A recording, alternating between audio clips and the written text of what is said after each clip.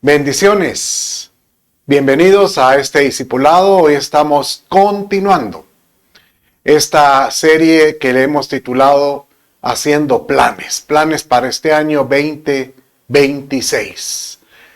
¿Cómo planificar? ¿Cómo poder proyectar?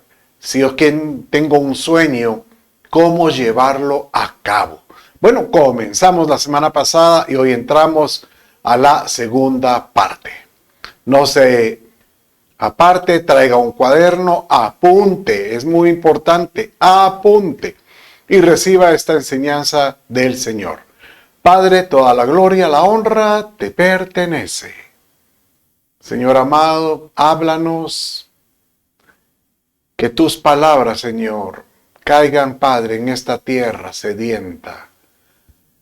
Y que podamos, Padre mío, conocer tus propósitos y ese diseño digno para nosotros. En el nombre de Jesús, tu Hijo. Amén, amén y amén. Bueno, no hay como tener ese deseo de culminar. Cada vez que comenzamos un periodo, estamos comenzando ahorita este nuevo periodo, pues empezamos a considerar cómo nos fue en el periodo anterior. Y por eso es que este domingo anterior prediqué, prosigue. ¿Por qué? Porque hay que recoger espigas y si hay algo que se quedó pendiente, pues culminémoslo. Es el anhelo de culminar. ¿Por qué? Porque el anhelo del Padre es que nosotros nos sintamos realizados. Oiga conmigo. El anhelo de Dios es tener hijos que se sientan satisfechos de encontrar un propósito, encontrarse realizados con una meta, con un objetivo, y de esta manera podemos decir que Él tiene planes de bendición en todo sentido. Dice la palabra que en Jeremías capítulo 20, 29, 11 de esta manera. Porque yo sé los planes que tengo para vosotros, declara el Señor. Y mire qué lindo, planes de bienestar y no de calamidad. Diga conmigo, Dios tiene planes de bien para mi vida. Y aquel que camina con esa certeza, pues empieza a buscar al que provoca esos planes. Para no tener esos planes que donde no salen las cosas, como dice aquí, planes de calamidad. ¿Cuál es el objetivo? Es darnos un futuro y una esperanza. No hay como poder ver más allá. Diga conmigo, poder ver más allá. No hay como poder tener esa seguridad que donde uno pone el pie diga, este es un plan, un pie o un paso seguro, seguro. Es muy fácil predicarle a los creyentes que en Dios o en Cristo o siendo un buen creyente, todas las cosas van a salir bien. Y no todo sale bien. Hemos predicado varias veces que las pruebas, las tribulaciones sirven para forjar en nosotros carácter, para poder depender más de Él en todo sentido. Y de esta manera el Padre siempre nos dice, yo tengo recompensas. Aquel que permanece, aquel que es diligente, aquel que se mantiene firme creyendo en mí. ¿Dónde encontramos esto? Bueno, acompáñeme en Proverbios capítulo 22, verso 4. Dice de esta manera. La recompensa de la humildad y el temor del Señor, aquel que es humilde y tiene temor de Dios, son riqueza, honor y vida. Repita conmigo. Riqueza, honor y vida. Ahora, hay conceptos que nosotros no podemos confundir, porque ¿cuál es la riqueza? Llamémosle. Entonces todos pensamos ya en el color del dólar y en el color de un signo monetario. Pero riqueza dice que los tesoros que Dios tiene apartados para nosotros, por ejemplo, es vida eterna. Esa es una riqueza. El sentirte hijo de Dios, eso es otro tesoro, es un valor. Entonces, el simple hecho que tú sientas que Dios concede los anhelos del corazón del creyente, no solo monetario, sino en cualquier área, es una gran riqueza. Él nos quiere dar honor, que es honra, y vida. Por supuesto que es algo muy hermoso el poder decirle, Señor, espanta de mí lo malo. Señor, que nunca me venga, Padre mío, las adversidades. Pero no es que tú seas, porque alguno empieza, es que a lo mejor no hice las cosas como Él quiere. Y empieza uno a calificarse, no oro de esta manera, no predico de esta manera, o a lo mejor pequé de esta manera y seguramente por eso es que no me vienen las bendiciones de Dios. Y te quiero decir, Dios es más padre que juez. Oiga lo que le digo, Dios es más padre que juez. Él más que juzgarte, Él extiende su amor de aquel que le mira como padre, de aquel que le busca como un buen Dios. Y aquel que se permanece fiel, prácticamente es aquel que se mantiene constante buscándolo. Por ejemplo, Santiago dice, la constancia, esto como que enternece el corazón de Dios. ¿Y cómo no va a dar Él las bendiciones? Por ejemplo, ¿cómo no va a dar Él de la sabiduría? Dice en Santiago capítulo 6 y 8 de esta manera. Aquel que tiene falta de sabiduría, pídala a Dios. Pero dice, pida con fe, no dudando nada. Porque el que duda es semejante a la onda del mar, que es arrastrada por el viento y echada de una parte a otro. No piense pues que en tal haga recibirá cosa alguna del Señor. El hombre de doble ánimo es inconstante en sus caminos. Entonces, este verso es clave porque si estamos definiendo planes para este año, tenga por seguro que el anhelo del Padre es que los puedas cumplir. Pero Él te dice, mantente constante buscándome, creyendo en mí. Y no tengas, que las circunstancias no provoquen en ti que tengas un doble ánimo, porque el doble ánimo, por supuesto, nos hace divagar en todo sentido. Bueno, esta fue la introducción que di la semana pasada y de esto entonces yo les dije que íbamos a ver cómo desarrollar una planeación estratégica para alcanzar los planes. Entonces, si usted puede ahí hacer un screenshot, una fotografía, le recomiendo que guarde esto que tiene en su pantalla. Dice de esta manera, lo primero es, defina valores fundamentales. Empezar a tener esos conceptos que son como los fundamentos, que es como el cimiento, que es lo que te provoca lo que estás haciendo.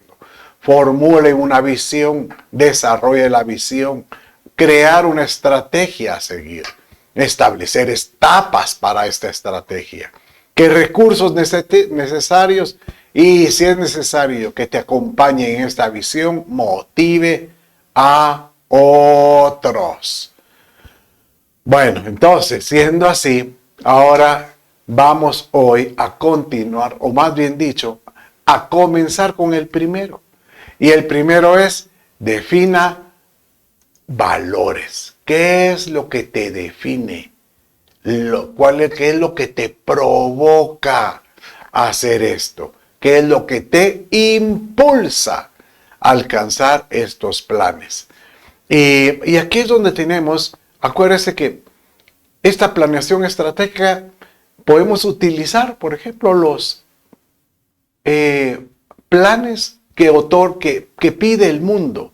¿Qué es lo que te impulsa? Bueno, el mundo te puede decir, obtenga una mejor ganancia de su dinero.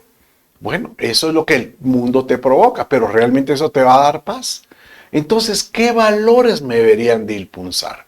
Y aquí es donde vamos a ir recorriendo valores que hablen acerca de el tener, por ejemplo, mayor confianza en Dios, el poder tener mayor consistencia en creer en que Dios te quiere bendecir. Y de esta manera los valores, llamémosle así, en nuestro corazón se vuelven valores más espirituales, ¿verdad? Entonces, por ejemplo, un valor que yo diría que es clave en todo esto es que glorifique todo lo que planees. Di, Señor, que tu nombre sea glorificado. Si yo logro llegar a esta culminación, Padre, yo no me voy a avergonzar, o yo voy a, pues por lo menos voy a contar a todo mundo de lo que tú hiciste de esta manera. Y de esta manera el Señor nos dice que así es la forma como hay que orar cuando le piden a Él. Dice de esta manera en Juan 14:13. Y todo lo que pidas en mi nombre, lo haré para que el Padre sea glorificado en el Hijo. O sea que cuando uno pedimos algo, Señor, en el nombre de Jesús, otórgame esto. Él te dice, claro, pero con el fin de que el Padre sea glorificado. Y dice en el capítulo 17, verso 4, Jesucristo mismo, yo te glorifiqué en la tierra, habiendo terminado la obra que me diste que hiciera. Si alguien realmente tuvo un plan y se sacrificó para alcanzar ese plan, nada menos que fue el Señor. Y Él claramente dice que su plan, el entregar su vida en obediencia, fue para glorificar el nombre del Señor. Nosotros estamos en la tierra también. ¿Qué estás dispuesto a terminar? Aquí dice, habiendo terminado la obra. Bueno, Señor, que todo lo que yo termine sirva para glorificar el nombre del Señor. Entonces alguno dirá, bueno, ¿y qué otros motivos pueden haber para poder tener yo planes en esta tierra? Bueno, utilicemos todas las herramientas, todos los, llamémosle así, los obsequios que el Padre nos otorga. Por ejemplo, cuando Dios le muestra a Moisés el tabernáculo, Él le dice, Moisés, este es mi plan, este es el proyecto, ve y hazlo. Y Moisés pudo haber considerado diciendo, pero ¿de dónde voy a obtener personas con tal vez con esos talentos? Porque la mayoría de las personas que salieron de Egipto eran prácticamente ladrilleros. Estos pues no tenían esa destreza.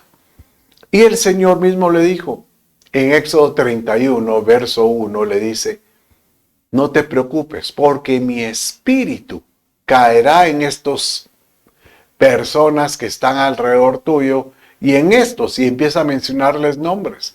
Bezaleel, por ejemplo, y dice, y ellos tendrán un espíritu de, oiga esto, de sabiduría, de conocimiento, de ciencia y de habilidad para crear diseños. Que nosotros podamos decirle, Señor, dame de tu espíritu para que los planes que yo tenga este año pues sean llenos, Señor, de tu sabiduría, de tu conocimiento, de tu ciencia y habilidad para crear nuevas formas. Así como ese espíritu cayó sobre ellos para hacer la casa del Padre, tenga por seguro, y yo tengo la certeza que el Padre te dice, ve y utiliza ese mismo espíritu para tus proyectos, para tus planes. Entonces, de esta manera, encontramos que Dios nos otorga a nosotros dones espirituales para poder desarrollar pues la obra en su casa, en el rey, llamémosle, en no solo la iglesia, en donde tú vives, en donde tú trabajas, que el don espiritual sirva para glorificar el nombre de Dios. ¿Qué hacen los dones?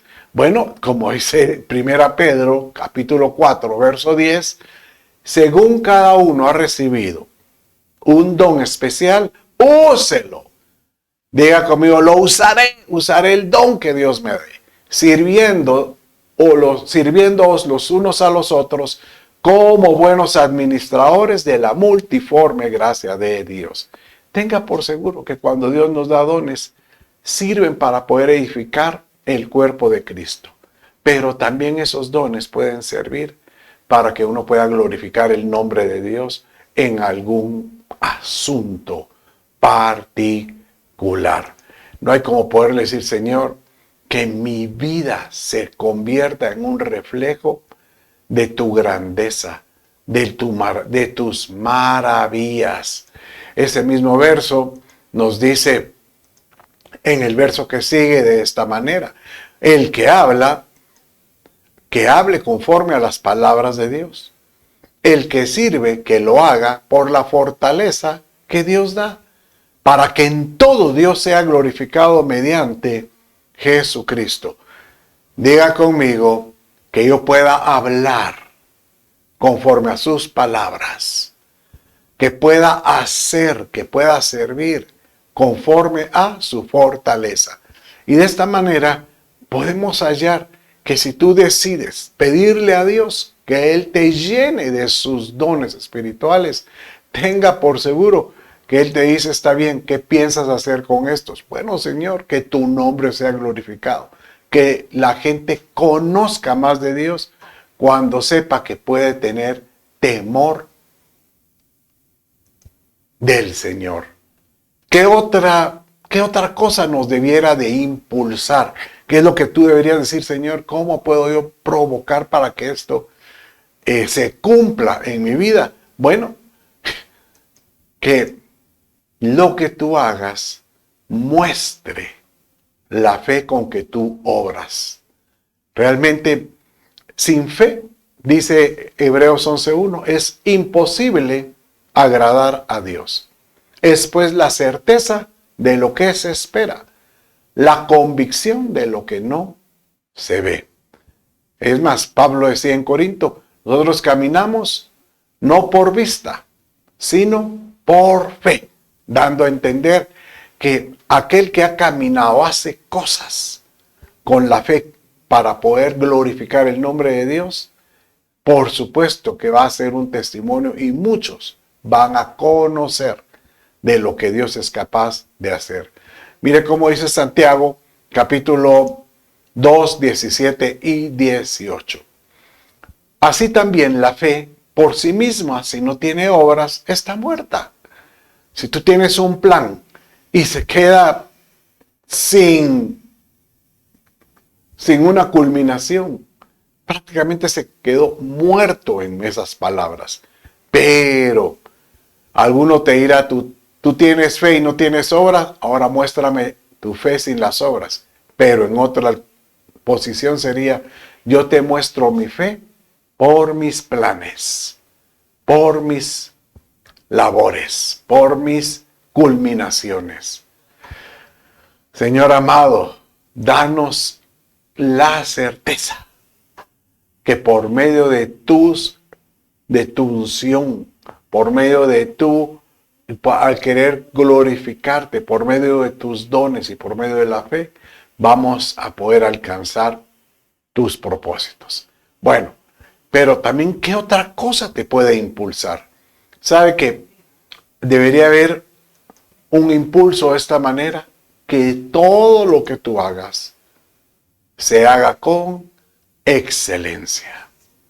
La excelencia es hacer las cosas como conviene, hacerlas culminar las cosas con un buen paso, con una buena destreza. Esto de la excelencia me hace pensar de que todo lo que Dios hace, lo hace con excelencia. El ejemplo que vamos a leer es cuando el Señor Jesús hace el milagro del vino. Siempre es interesante evaluar esto.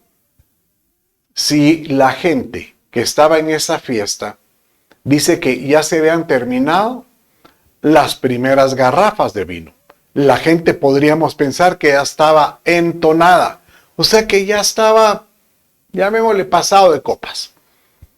Y viene y querían más. Viene el Señor Jesús, ya sabemos la historia, convierte el agua en vino, pero lo curioso es que el mismo maestresala, o sea, como decirte, el administrador, el capitán de meseros, viene y dice, ¿cómo es que, dice aquí, léalo conmigo, y le dijo, todo hombre sirve primero el vino bueno, y cuando ya han tomado bastante, entonces pone el barato, el inferior. Pero tú has guardado hasta ahora este vino excelente.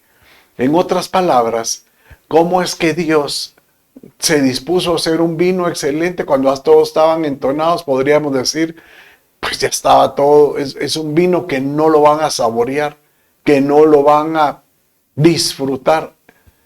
Pero el mensaje aquí es que nosotros tenemos que tener ese mismo pensamiento como nuestro Padre trabaja. No importa lo que tú hagas, qué plan tú dispongas, haz las cosas con excelencia. Haz las cosas como diciendo, Señor, que si tu nombre va a ser glorificado, acuérdese, si tu nombre va a ser glorificado, si voy a utilizar los dones espirituales para alcanzar ese propósito, voy a mostrar por la fe que tengo obras, voy a nada menos que dar una expresión de las cosas que se hagan con excelencia. Usted dirá, pastor, casi me convence. ¿Cómo voy a alcanzar yo esto? Mire, yo le quiero decir, palabra.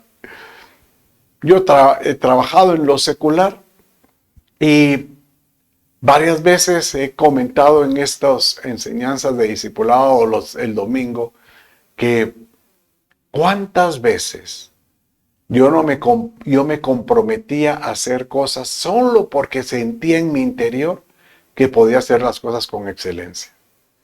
Y mire, de Dios y aquí delante de mi esposa, puedo decirles que de repente llegaban a mi puerta o entraba al correo o la llamada telefónica con la respuesta para poder hacer yo ese proyecto con excelencia.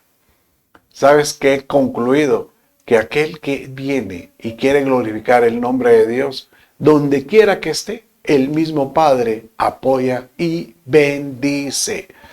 Por eso es que, ¿cómo podemos llenarnos más de la excelencia de Dios?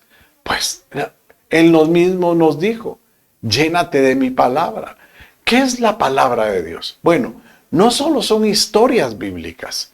La palabra de Dios está lleno no solo de doctrina, no solo de, llamémosle, de experiencias, sino está lleno de la forma como Dios opera.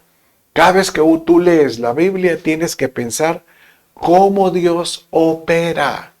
No lo leas como un libro de historia. No, piensa cada vez que leas un pasaje, dice, de esta manera Dios opera, o Dios obra. Entonces, cada vez que tú miras una porción de la palabra, dirás, algo me tiene que enseñar.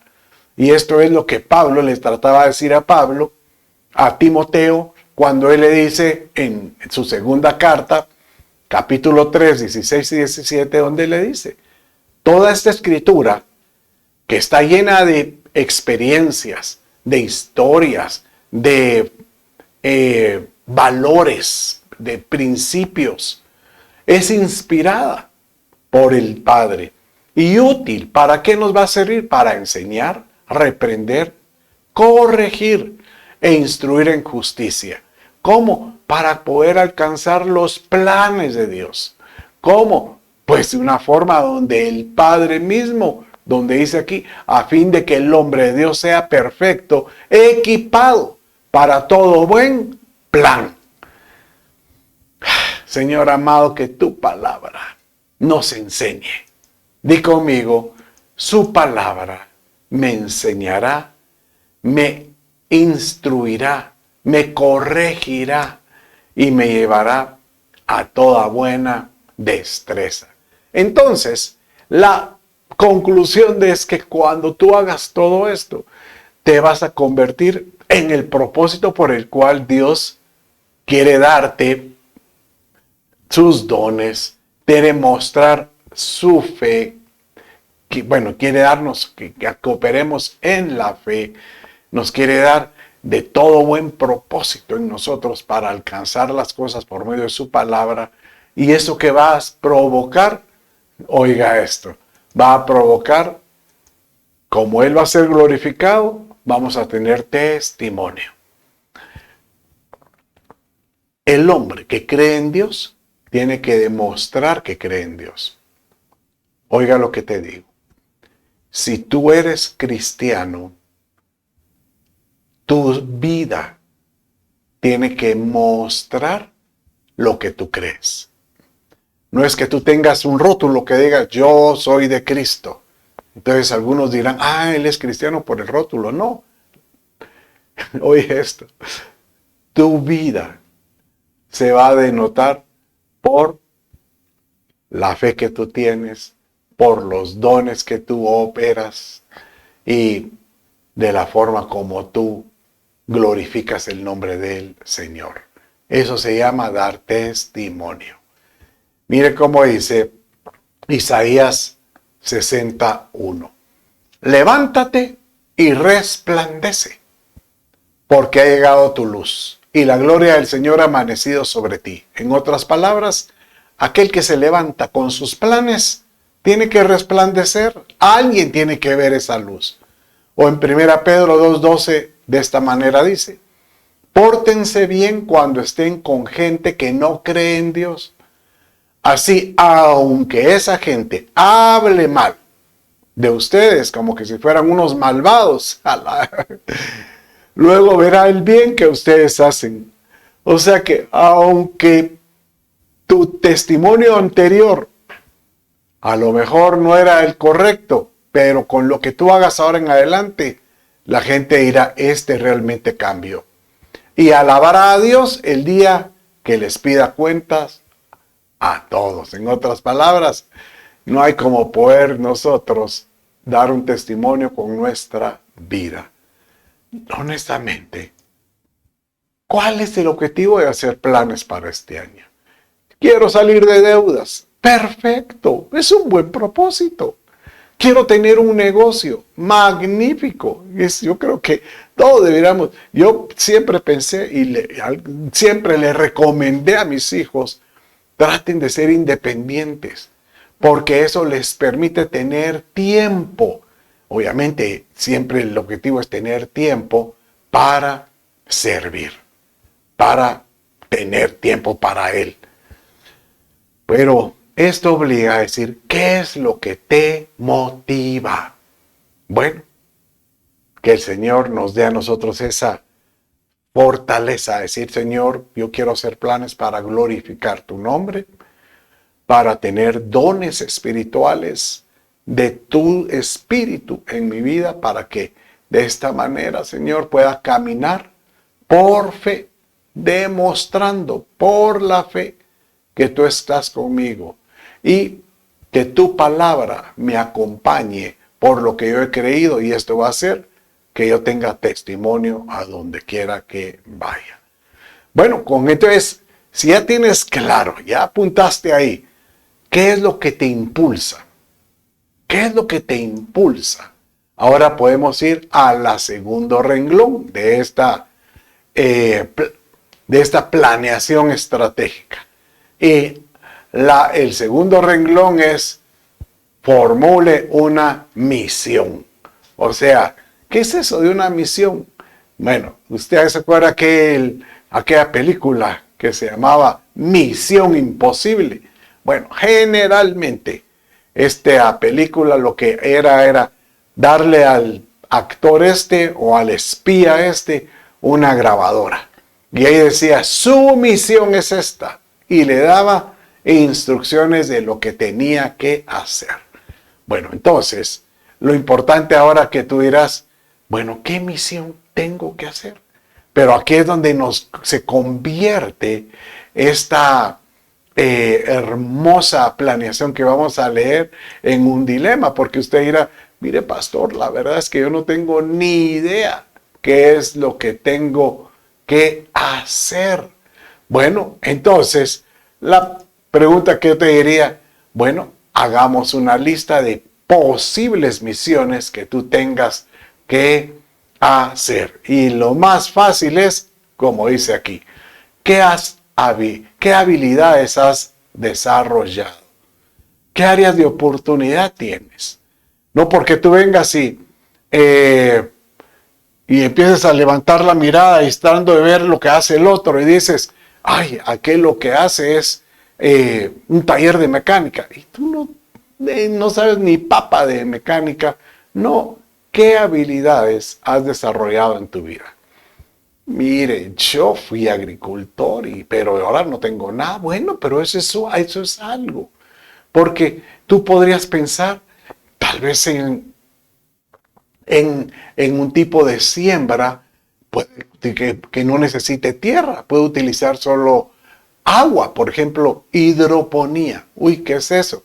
Bueno, usted sabe que hay lugares donde como no tienen tierra, bueno, eso lo he visto yo en edificios, en documentales en la China, edificios altos donde tienen en cada nivel la cantidad de tuberías donde ahí tienen, donde crece lechuga y no tienen ningún centímetro de tierra. Lo que tienen son tuberías plásticas de PVC cortadas a la mitad y ahí tienen vástagos de lechugas. Pero son sembradores. Ahí están cosechadores. Y ahí están cosechando de esa raicita que sembraron. O sea que oportunidades siempre hay en todo sentido. Me acuerdo de esta experiencia que tuve en una oportunidad que llegué a un lugar y di una charla sobre cómo tener emprendimientos, cómo poder llegar a tener algo en la vida. Y alguien llegó, mire, yo la verdad, yo aprendí a ser peluquero, pero ahora soy vendedor, pero no me ha ido muy bien. ¿Y qué tal eras como peluquero? Era bueno, Mex. Entonces yo le propuse, pero ¿y por qué no? Es que lo que pasa es que para peluquería necesitaría local, necesitaría, y me dio todo lo que necesitaba para armar un local. Entonces yo le dije, bueno, ¿por qué no se te ocurre y créalo? Y agarras, si ya tienes tu cortadora, tus tijeras y todo, te pones tu traje de vendedor y ve y vende cortes de pelo a los edificios de oficinas. Ve y presenta así bien planchadito y ve a la recepción y dile a las personas, mire, me permite o usted podría solicitar a los diferentes secretarias para que le avisen a las diferentes personas que tengo la habilidad de poder pelar y que puedo tener el tiempo para cuando estén saliendo de sus labores, pelarlos en su oficina. Y créalo, que cuando lo voy a olvidar, yo pensé a leer un comentario que le hice, pero mi sorpresa fue que cuando regresé a los meses, al año, no recuerdo, me comentó que a eso se dedicaba. O sea que cuando uno tiene la disposición de hacer algo, uno dice, yo le voy a dar dirección. Toda misión entonces obliga a que tú puedas tener una dirección.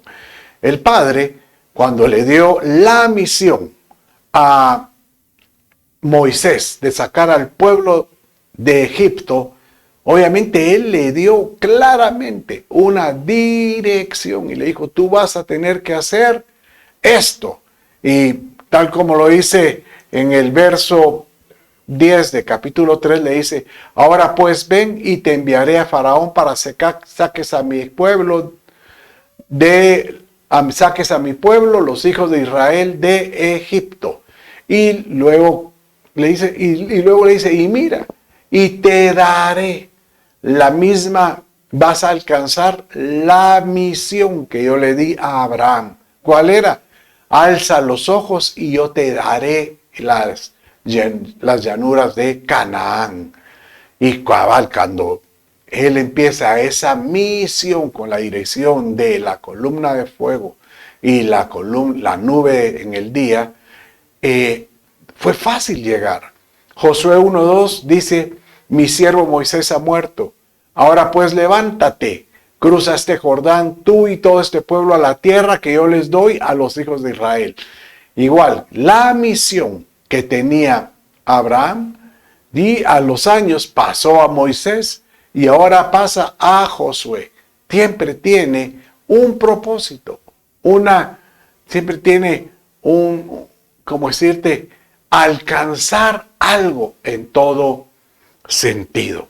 Y la misión entonces, cuando uno está claro, bueno, si yo voy a ser peluquero, ¿qué voy a hacer? Digamos el ejemplo, voy a ir entonces creo que una alternativa es sacar los elementos y presentarme con una buena, un buen traje, y ahora necesito crear alguna, ¿cómo decirte? Como crear una estructura de la misión. ¿Cómo debiera yo de crear, cómo podría yo de provocar que se cumpla esa misión después de ver las habilidades que yo tengo y empezar a estructurarlo? Bueno, ¿cómo puedo alcanzar esto? Y obviamente lo primero que uno va a pensar es que se necesita plata. Por supuesto, póngalo ahí. Bueno, tenta un recurso. Eso es como un recurso y obviamente lo vamos a ver, pero hay muchas otras cosas. Requiere hacer un plan en todo sentido. ¿Se acuerda cuando yo le conté que yo me metí a construir un proyecto recientemente, una casa adicional, para poder tener yo la fe de poder ir construyendo algo? Yo ya tengo mi casa propia, pero pensé, tal vez esta puede ser una casa de retiro, una casa mucho más pequeña, pero mientras que me retiro de la casa grande, pues la puedo alquilar. Pero para crear esa misión, dije yo, una casa de retiro. ¿Qué características tiene una casa de retiro? Y ahí empecé a hacer la estructura.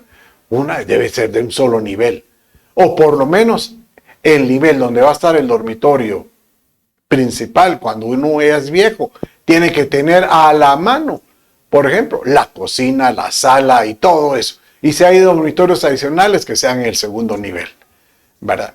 La sala familiar también en el primer nivel. Y así empieza uno a estructurar. La verdad que cuando uno empieza a hacer la estructura de la misión, uno empieza a ponerle entonces como que etapas de esa parte de la misión. Y eso hace que uno le ponga metas. Bueno, entonces, cuando uno ya tiene claro en su mente cómo es que va a alcanzar esa misión, y aún no lo tienes, después hay que hacer los planos. Uno sabe, tiene que ser la visión ahí. Pero ahorita estamos hablando de que uno debe tener hacia dónde quiero llegar. Y eso es lo que pasaba con Pablo. Él le decía: hermanos míos, mire cómo dice, hermanos míos, yo mismo no considero haberlo alcanzado ya. No he llegado todavía a la meta, pero una cosa hago, olvidando lo que queda atrás, extendiéndome a lo que está adelante, prosigo hacia la meta para obtener el premio del supremo llamamiento de Dios en Cristo Jesús. En otras palabras, Señor, yo tengo un plan y ya tengo muy claro qué es lo que ese plan quiere. Ya tengo muy clara la misión de qué es lo que yo puedo hacer. Ahora ya lo estructuré en diferentes etapas. Ahora me voy a mantener firme. ¿Cómo poder alcanzar esas etapas en sus diferentes estructuras? Entonces, ya casi para finalizar, hay conceptos que yo quiero trasladarte acerca de cómo poder alcanzar esta misión o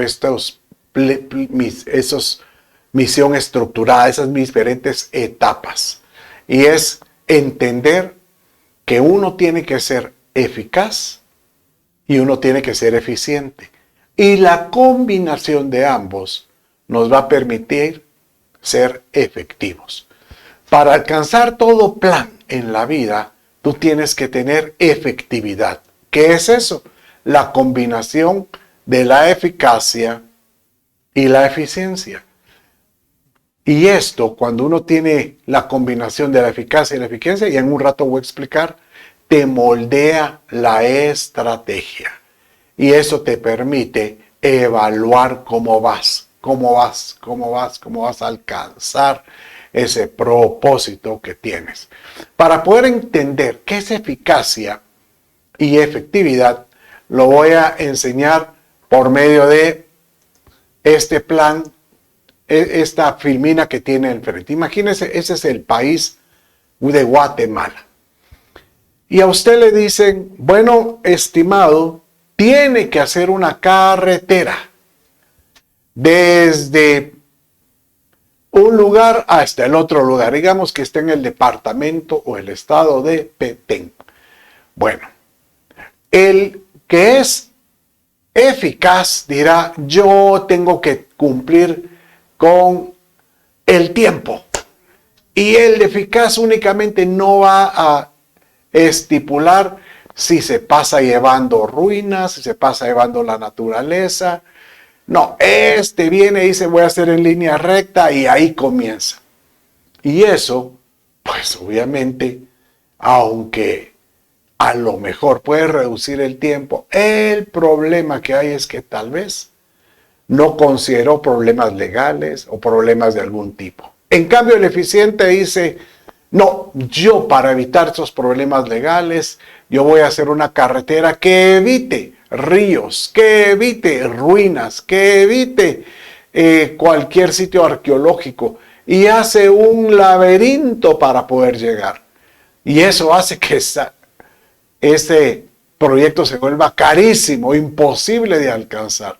El primero tiene el problema que podría llegar, pero con problemas legales que pueden ser altísimamente caros. Y el otro, la carretera puede llegar, pero también todo se volvió muy caro. Pero la combinación de ambos dice, no, yo tengo que ser efectivo. Tengo que buscar una carretera que casi tenga la línea recta y que también pueda saltar varios de los problemas legales que yo pueda tener. Entonces eso me va a dar efectividad. Todo proyecto que tú hagas tiene que ser efectivo. De decirle a Dios, Señor, dame la habilidad de poder ser eficaz, pero también poder ser eficiente en la vida. Entonces de esa manera yo voy a culminar lo que tú quieres. Si alguien fue excelente en ser efectivo, fue nuestro Señor Jesucristo.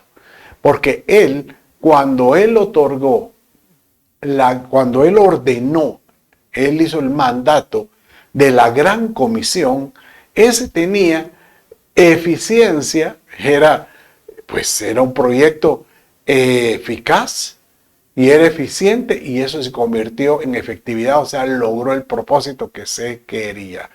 Dice aquí, cuando Él dijo de esta manera, id pues y haced discípulos de todas las naciones.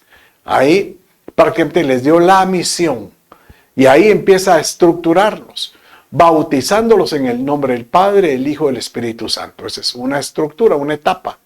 Segunda etapa, enseñándolos a guardar todo lo que yo os he mandado. O sea, 2 es doctrina, enseñanza.